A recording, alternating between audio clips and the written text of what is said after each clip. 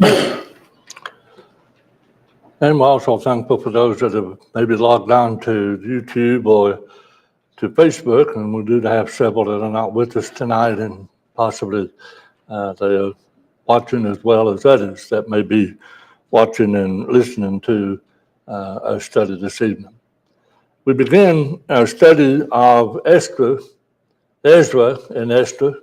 We'll probably not get to Esther tonight, but she is on the outlines that you have. In fact, the outlines are in the foyer, and for those that are watching online, if you go to the church's webpage, homepage, eastalbertville.org, you can download a copy of tonight's study so we can all be able to study together.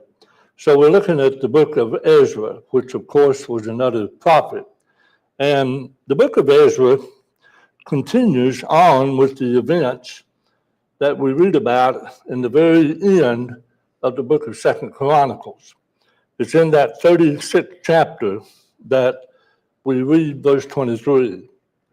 Thus says Cyrus, king of Persia, all of the kingdoms of the earth the Lord God of heaven has given me, and he has commanded me to build him a house at Jerusalem, which is in Judah. Who is among you of all of his people? May the Lord his God be with him, and let him go up.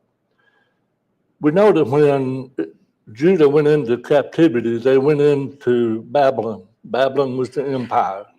Nebuchadnezzar was the king. And we know that we've studied through that period.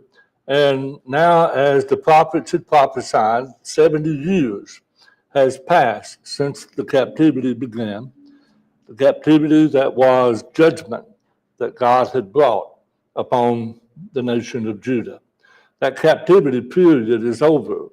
And we've been reading concerning the return of Zerubbabel as well as the first group that came out of Babylonian captivity. Not all of them came out of captivity. Remember, they've been there 70 years. That's 2, maybe 3 generations. And so to some of these Jews, they had grown accustomed to Babylon. And so when Cyrus, the king of Persia, which is now the empire that is in force after the Babylonian Empire has fallen, Cyrus is not a Jew. And I think that's truly an amazing thing that we need to keep in mind. Cyrus is not a Jew. He's not a Hebrew. He is a Gentile in all aspects of the word. And he is a king of an empire.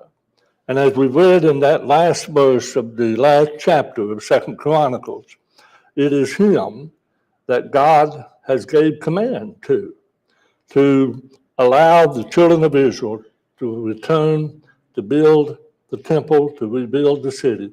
And of course, what we've talked about when we talked about Nehemiah or Zechariah, really, we talked about how that Cyrus even gave them the things that had been taken out of the temple by Nebuchadnezzar, and even had taken things of his own and the kingdom of the nation of Persia and gave it to help in the rebuilding. What we're studying here in the book of Ezra covers 2 periods of time. The first is the journey back to Jerusalem under the leadership of Zerubbabel. And then we have a second group that leaves Babylon and goes back to Judah. And this is the group that's led by Ezra, the prophet that we're going to be studying about. The second group went back about 60 years after the first group left by Zerubbabel. And it's in Ezra chapter 7 that concerning Ezra, here's what we learn. Ezra came to Jerusalem in the 5th month, which is in the 7th year of the king. And I want to take note that this king that's being made mention of here is King, and I'll have to stop Artaxerxes, he is the king of Persia. Cyrus is no longer king. He has been succeeded by Artaxerxes, and of course we're going to be seeing Darius being made mention of. These are the three kings during the Mede and Persian Empire. That was during the period of the release of captivity back to Jerusalem and to rebuild. So this is what we see. It was in the 7th year of the king Artaxerxes. Now, what we see in verse 9 is on the first day of the first month, he began his journey from Babylon. This is Ezra. And on the first day of the 5th month, he came to Jerusalem, according to the good hand of his God upon him. So it took 4 months.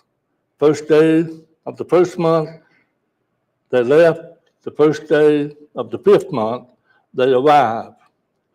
And then verse 10 says, for Ezra had prepared his heart to seek the law of the Lord and to do it, and to teach statutes and ordinances. So this is what we learn concerning Ezra. He did lead a second wave of captives out of Babylon back to Jerusalem, back to Judah. And concerning this 10th verse, it's because of what's said there that many people refer to Ezra sometimes as a second Moses. And the reason for that is because of what that 10th verse says. He had prepared his heart to see the law of the Lord and to do it and to teach statutes and ordinances in Israel. So, Ezra, what we can see at this point now is that Ezra had a great desire for God's law, and it was obviously the foundation of his own life, and he wanted others to live by the law that God had given to Moses as well.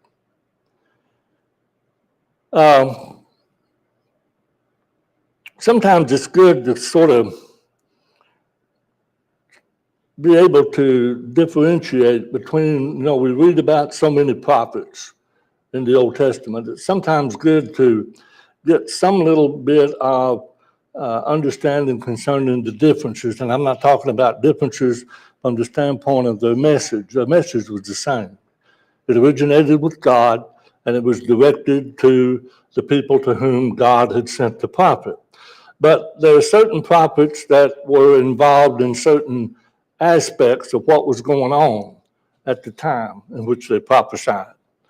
So we see that Ezra, along with Zerubbabel and Nehemiah, they brought many of the Jews back to Jerusalem. And what we see is that concerning Zerubbabel and Nehemiah, their focus was mainly on rebuilding the temple, rebuilding the walls of the city of Jerusalem. But when we think about Ezra and we see what he is in our study of this book, we see that Ezra's heart was in trying to restore the worship of the Lord. So I think this helps us to see the things that were transpired that these prophets were involved in due to the situation and the circumstances of what was going on at the time. Concerning Ezra, we know he was a descendant of Aaron. We know that from chapter 7 and those first 5 verses. Aaron, you remember, was of the Levites. Of course, Moses was of the Levitical tribe. But Aaron was appointed the first high priest in the beginning of the Levitical priesthood that began with the giving of the law on Mount Sinai. So Ezra was a descendant that made him of the tribe of Levi. And that makes Ezra related to Joshua, not the Joshua of Moses' day, because that's been hundreds of years in the past. But this is the Joshua that we have seen under the period of time in which we studied about Zechariah. This is Jeshua, who is also known as Joshua. So Ezra was a descendant of Aaron. He was related to Jeshua, and he became the high priest of the temple when it was rebuilt. So he was a priest and a scribe. We know that from Ezra 7 and verse 6. He was a skilled scribe in the law of Moses, which the Lord God of Israel had given.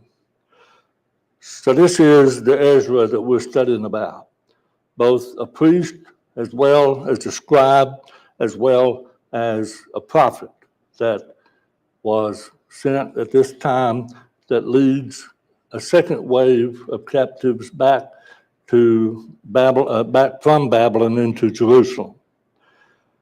And while we're on this point, I want us to remember concerning this King Cyrus that we read in the very beginning of our study there in 2 Chronicles. Let us remember that King Cyrus of the Neo-Persian Empire allowed the Jews to leave Babylon and return to Jerusalem to rebuild the temple. Let us also remember that Isaiah had prophesied nearly 200 years earlier that Cyrus would give order for Jerusalem to be rebuilt. And we read about that in Isaiah 44 and verse 28, who says of Cyrus, his very name is mentioned, who says of Cyrus, this is God talking, he is my shepherd, and he shall perform all my pleasure, saying to Jerusalem, you shall be built, and to the temple, your foundations shall be laid. I don't know about you, but really, this is all the evidence that I need to know that we're dealing with scriptures that are inspired of God. I don't need evidence on top of evidence on top of evidence. To read here of Isaiah, a man just as you and I, 200 years nearly before, prophesied that Israel or Judah would return from captivity, and it would be because of the doings of a man by the name of Cyrus. You know, it's one thing to make a general, well, they'll return one of these days. But to give the very name of the person, that's truly remarkable. And so I hope it, as it does me, I hope it serves you to see that we're dealing with not the words of men, but the words that men wrote who were inspired of God. Inspired meaning God breathed. So the first group left Babylon, led by Zerubbabel. And as they began to rebuild the temple, we know that they soon was met with opposition from the Samaritans. We studied about that, who sent Ahasuerus.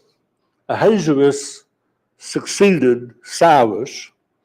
The Samaritans sent him a letter, and they said, look, these Jews are rebuilding Jerusalem.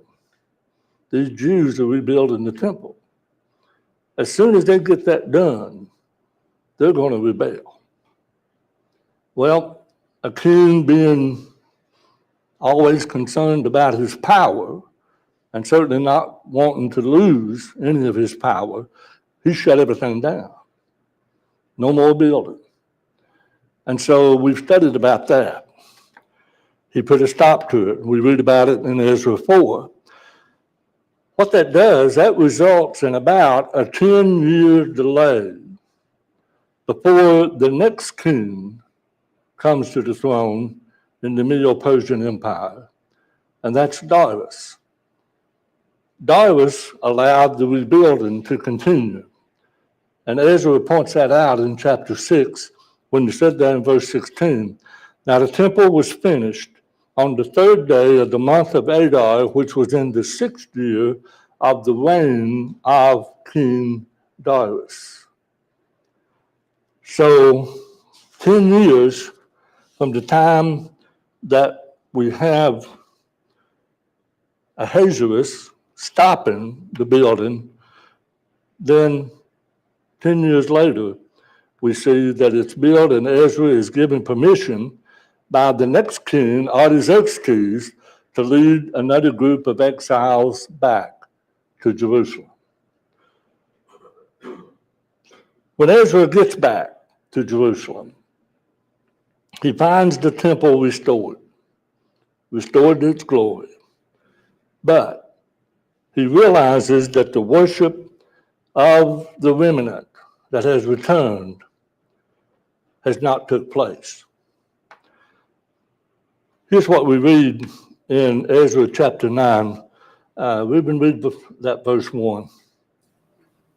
The leaders came to me saying, "The people of Israel and priests and Levites have not separated themselves from the peoples of the land with respect to the abominations of the Canaanites, the Hittites, the Perizzites, the Jebusites, the Ammonites, the Moabites, the Egyptians, and the Amorites." All right, verse 2, Stephen. They have taken some of their daughters as wives for themselves and their sons, so that the holy seed is mixed with the people of those lands. Indeed, the hand of the leaders and rulers has been foremost in this trespass. So here's what he finds. The temple's rebuilt. The temple in all of its glory is rebuilt. But no worship. Nothing in that category is going on. Instead, what he finds is that the people, the remnant that has come back out of Babylon and settled in Judah, have settled among these people that have, in that 70 years period, inhabited Judah and Jerusalem. Most of, well, I won't say mostly, all of them were idolaters, all of them immoral, to say the least. And now that Judah and the remnant has come back, they've intermingled. They've associated. They have accepted. They have adopted the ways, the immoral ways of the people around them. Even to the point that they have taken their daughters as wives, as well as their sons. So as Ezra says, the holy seed is mixed with the peoples of the land. And notice what he says in the latter part of that verse 2. The hand of the leaders and rulers have been foremost in this trespass. Nations follow their rulers. Nations follow their leaders. And I think here is a good way for us to understand that. It's the leaders, it is those that are of authority that was engaging in these things, and the people followed. So here we have Ezra's reaction to all of this. Brother Rex? So when I heard this thing, I tore my garment in my robe, plucked out some of the hair of my head and beard, and sat down on stones. That was his reaction. He come and he saw a temple rebuilt. But for what use? To what benefit? The people are immoral. The people that were taken into captivity because of immorality are now free. And they're back at it again, becoming like the nations around them. And so Ezra tore his garment, tore his robe, plucked out some of his hair, his beard, and he sat down, astonished. In other words, he could not believe that after 70 years of captivity at the hands of God's judgment upon them. Here they are no sooner than, 10, 15 years, maybe at the most. And they're back into the land where they were taken from, and yet they've intermingled with the people. And it's with this that we have Ezra making a prayer. And this we find in Ezra chapter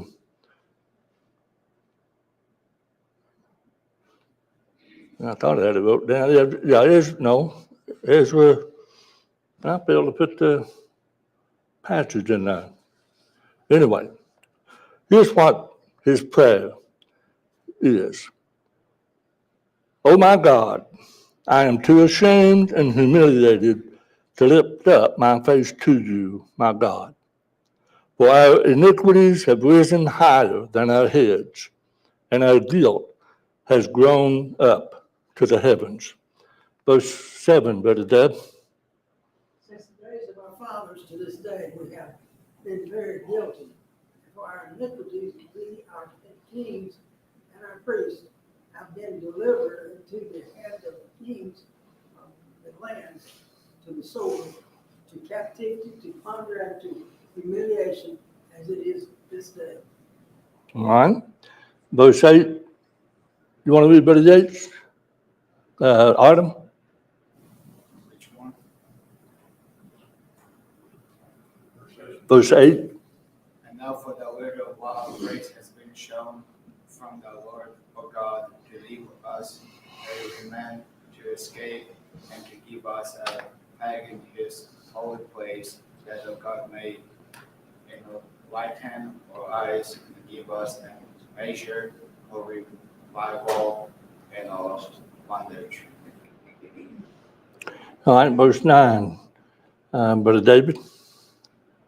For we were slaves, yet our God did not forsake us in bondage, but he extended mercy to us in the sight of the king of Persia, to revive us, to repair the house of God, to rebuild its ruins, and to give us the wall of Judah and Jerusalem. All right, Brother George? Now, our God, what shall we say after this? For we have forsaken your commandments. All right, Brother Dillon? Which you commanded by your servants the prophets, saying, the land which you are entering to possess is an unclean land, with the uncleanness of the peoples of the land, with their abominations which have filled it from one end to another with their impurity. Verse 12. David?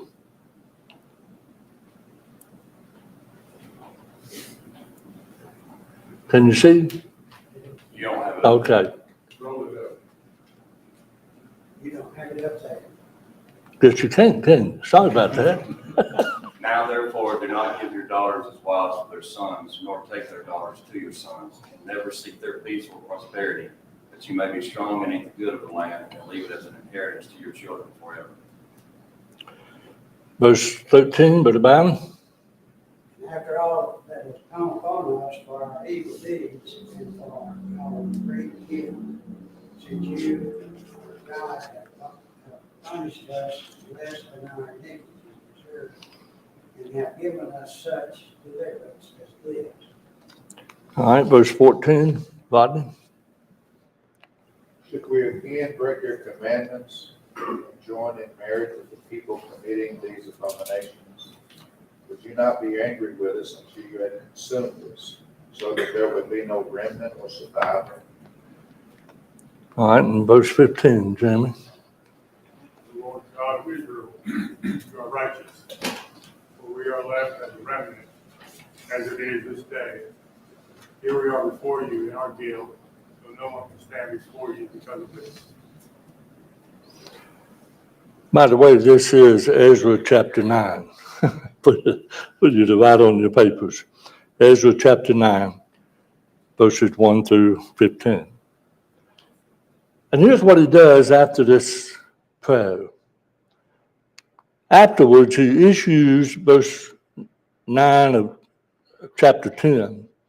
he issues a proclamation throughout Judah and Jerusalem that they must gather at Jerusalem. That is when he reminded them of their transgressions and commanded them to make confession to the Lord. He said there in verse 11 of chapter 10, and do his will. Separate yourselves from the peoples of the land and from the pagan wives. Well, the people obeyed. And they reinstated other practices that were commanded of them under the law of Moses. So, truly, a remarkable thing has taken place in what we read here in our study of the book of Ezra.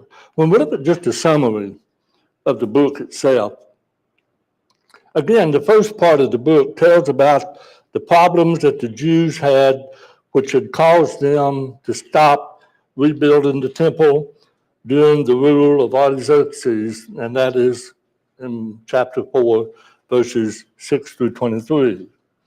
The second part of Ezra, from chapter 7 through 10, this is where Ezra arrives in Jerusalem with another group of captives from Babylon back to Jerusalem. And he arrives, and his purpose is to teach God's law to the people of Judah. But of course, we know from what we've read that Ezra was horrified. In fact, the word that we read in that verse was he was astonished.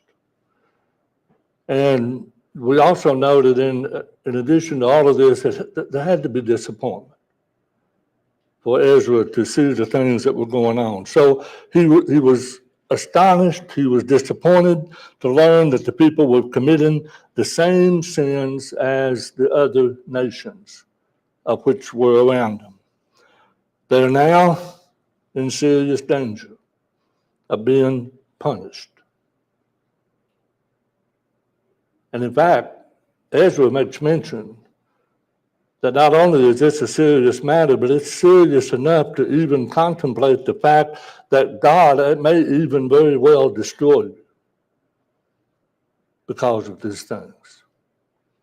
So Ezra prays and he confesses Israel's sins. And we see the people agreed to begin obeying God's law. If you remember, when we studied the book of Nehemiah, Nehemiah had a lot of things to say about Ezra. And if you remember that, we did have several verses that we read and talked about, saw, where that Ezra was made mention of, even in the writings of Nehemiah. And another thing I want us to keep in mind that we don't, it would be easy to lose sight of, since we've been dealing with Israel up until their fall, and now we've been dealing with Judah up until the captivity, and we've seen that they've been under their own leadership of their own nation as kings. That's not what's going on now. God's people are no longer an independent nation at this point. Nebuchadnezzar took them away. He destroyed Jerusalem. He destroyed the temple. They've been in captivity 70 years.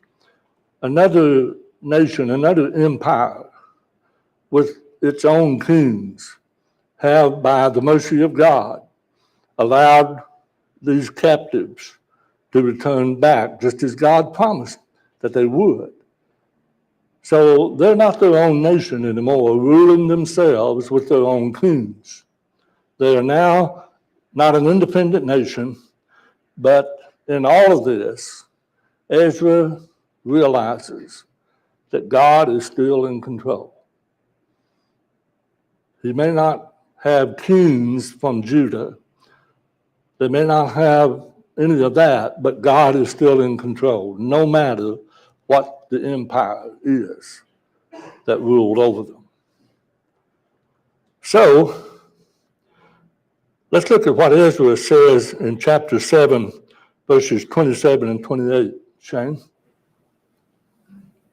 Blessed be the Lord God of our fathers, who has put such a thing as this in the king's heart, to beautify the house of the Lord which is in Jerusalem, and has extended mercy to me before the king and his counselors, before all the king's mighty princes.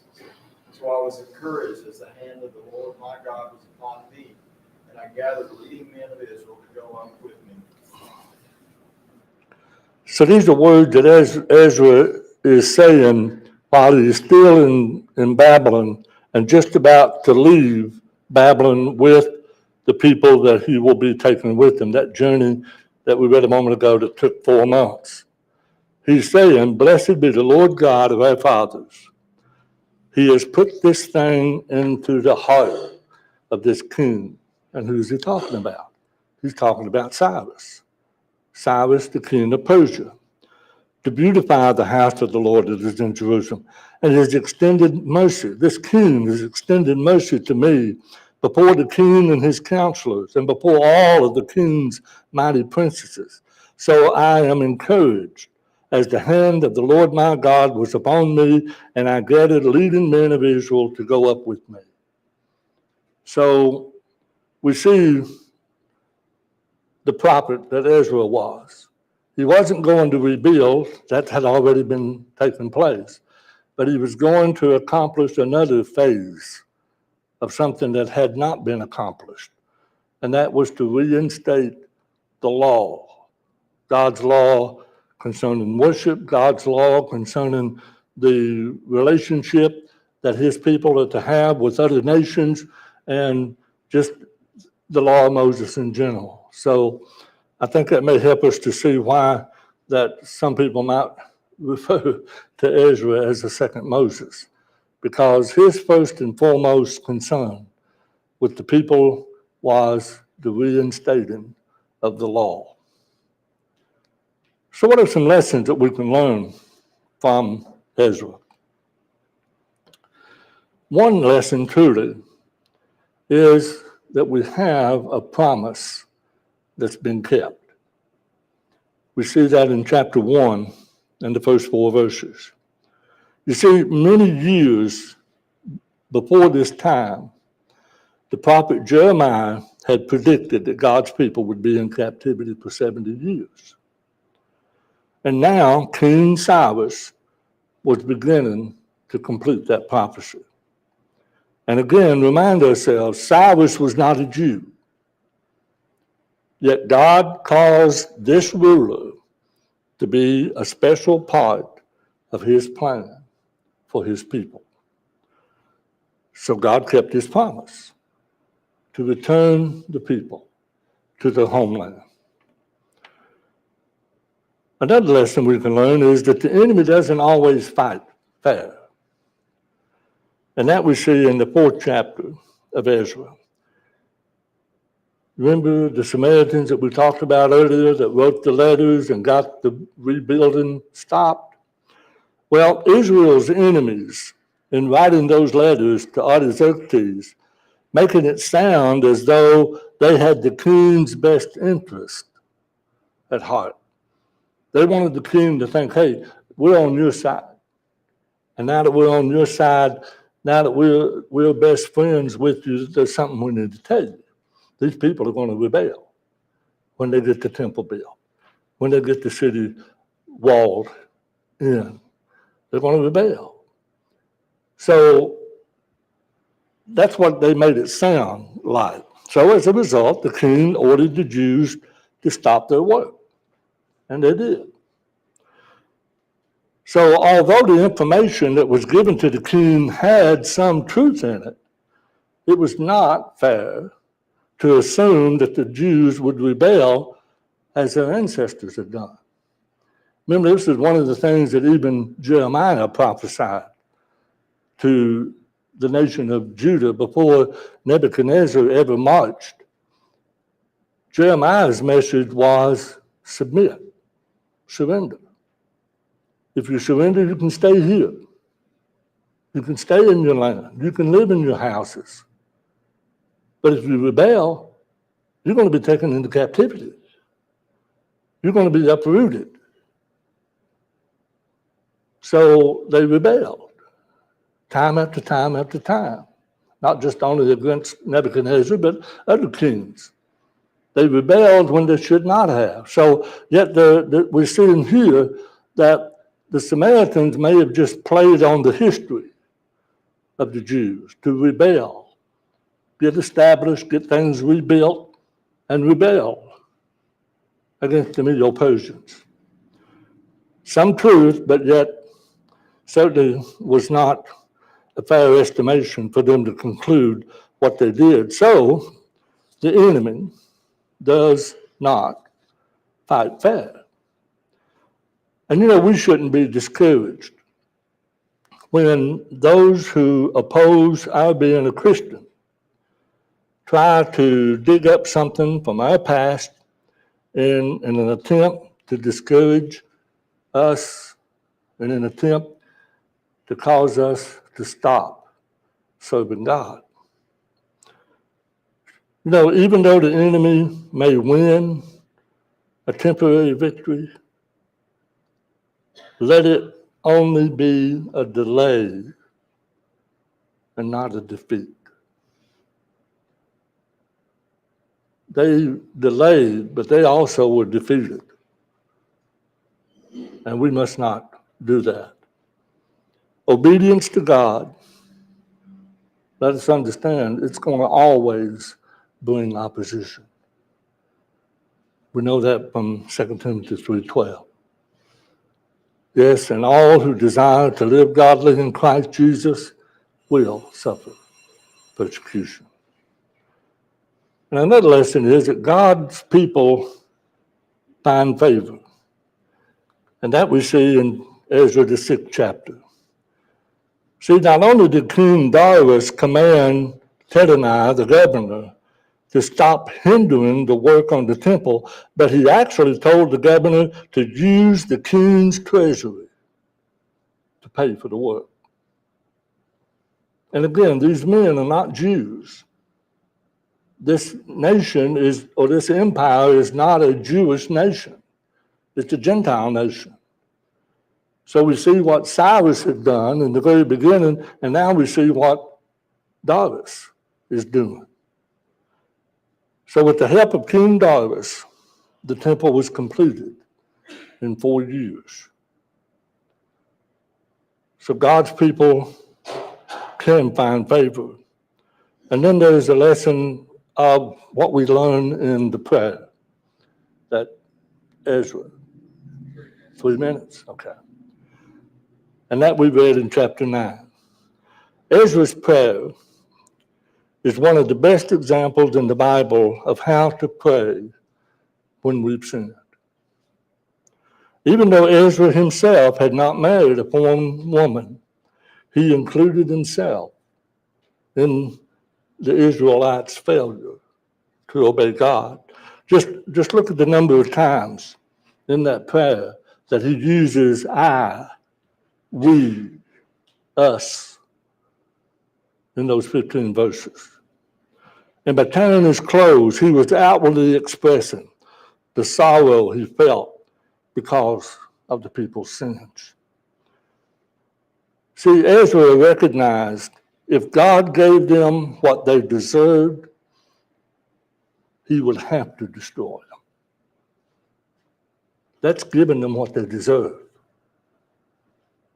But see, that's the thing we've seen, I hope, in all of our study of the Old Testament, is the mercy of God. And then the final lesson is the promise for us. When Cyrus offered the Jews in Babylon the chance to return to Jerusalem, most of them, as we said a moment ago, stayed put. They were in comfortable surroundings. They were in familiar surroundings in Babylon. But those who did return found everything in ruins. Everything was devastated.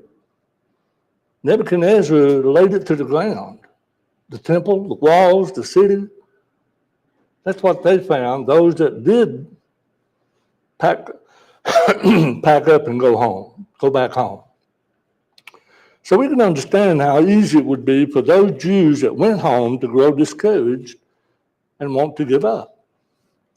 But see, God sent them encouragement. He sent it in the forms of Haggai. He sent it in the forms of Zechariah, Nehemiah, and now Ezra. And what did they do? They emphasized to them the laws of God. So it's kind of like the lesson we did a couple of Sundays ago on discouragement. Discouragement can choke us, but what can unchoke us is the promises of God, God's promises. So in conclusion of our study, the winners in this life are Christians who fall, but they keep starting over. I think sometimes with young Christians especially, not necessarily young in age, but just young spiritually, they become Christians and they go good for a while, and then something comes along and they realize that they disappoint themselves, and they know they disappointed God. They know they failed. And it's easy when a person falls to stay down. But that's the one thing that young Christians, old Christians, all of us as Christians need to understand. We're going to fall. But don't let that fall keep us from starting over. So the book of Ezra is a record of people who seized an opportunity to make a difference for God in an indifferent world. That took a lot on their part to hear what Ezra was telling them from the law and make changes. Maybe we would do well to do a little meditating on what that would involve in your family life, in your personal life, to be in the situation that they found themselves in when Ezra read the law. And then finally, as God did then, so he does now. He continually provides help and provides encouragement for his people, but he doesn't do the work for them. There's a part that we have to do. It's not all on God. The bulk of it is. The bulk of it that we could not do for ourselves. But God has left us a part. And we need to be sure that we engage in the doing of our part. Thank you for your time.